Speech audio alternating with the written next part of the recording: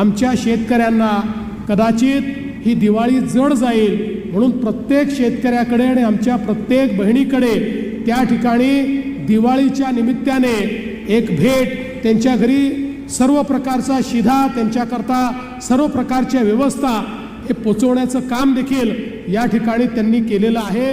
म्हणून त्यांचं मी अतिशय विशेष या निमित्ताने अभिनंदन करतो. आमचं सरकार हे ज्या ज्या वेळी शेतकरी अडचणीत असतो त्या त्यावेळी शेतकऱ्याच्या पाठीशी उभं असतो. आणि मला हे सांगताना आनंद वाटतो, शेवटी शेतकऱ्याचं जे काही नुकसान होतं, त्याला जो मानसिक आणि आर्थिक त्रास होतो, हा काही आपण कधीच सगळा भरून काढू शकत नाही.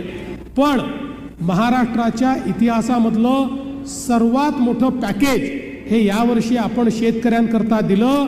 32,000 कोटी रुपये हे आपण शेतकऱ्यांना दिले आणि शेतकऱ्यांच्या खात्यामध्ये पैसे जाणं सुरू झालं. दिवाळीपूर्वी जास्तीत जास्त शेतकऱ्यांच्या खात्यात पैसे जातील, काहींना थोडे उशिराही मिळतील, पण आमचा प्रयत्न आहे हे सगळे पैसे या महिन्यामध्ये शेतकऱ्यांच्या खात्यामध्ये गेले पाहिजेत आणि पुन्हा एकदा आमचा शेतकरी हा आपल्या पायावर उभा राहिला पाहिजे, अशा प्रकारचा प्रयत्न आमचा आहे.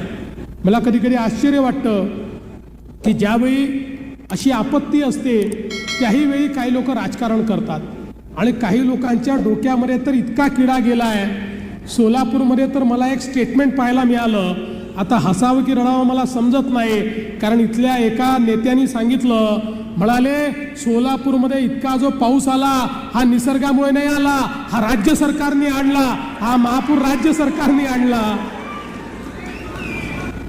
काय हरकत नाही, त्यांना एक फूल द्या आणि गेट वेल सून सांगा.